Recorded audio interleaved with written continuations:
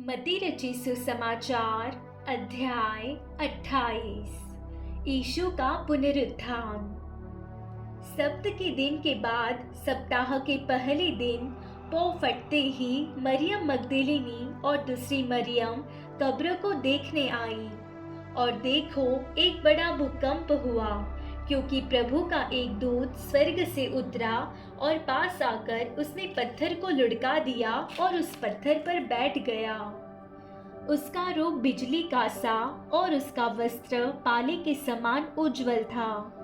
उसके भय से पहरुए कांप उठे और मृतक समान हो गए।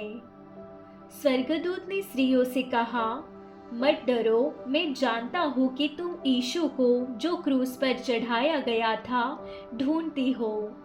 वह यहाँ नहीं है, परंतु अपने वचन के अनुसार जी उठा है।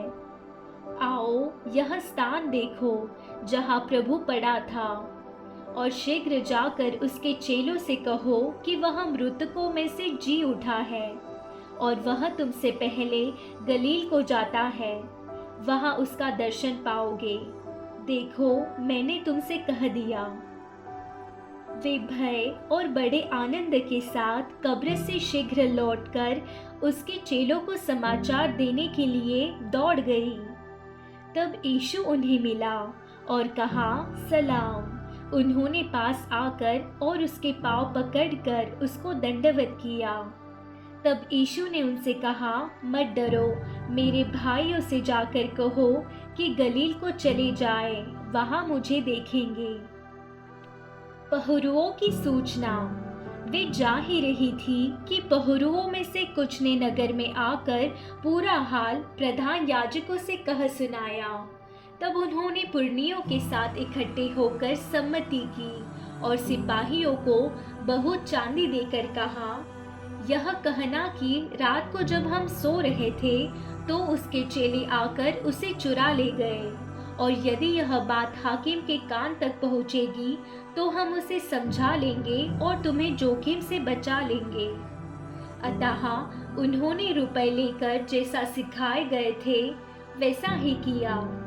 यह बात आज तक यहूदियों में प्रचलित है। यीशु का दिखाई देना और अंतिम आज्ञा।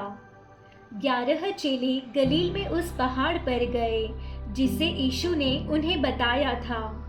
उन्होंने उसके दर्शन पाकर उसे प्रणाम किया, पर किसी किसी को संदेह हुआ।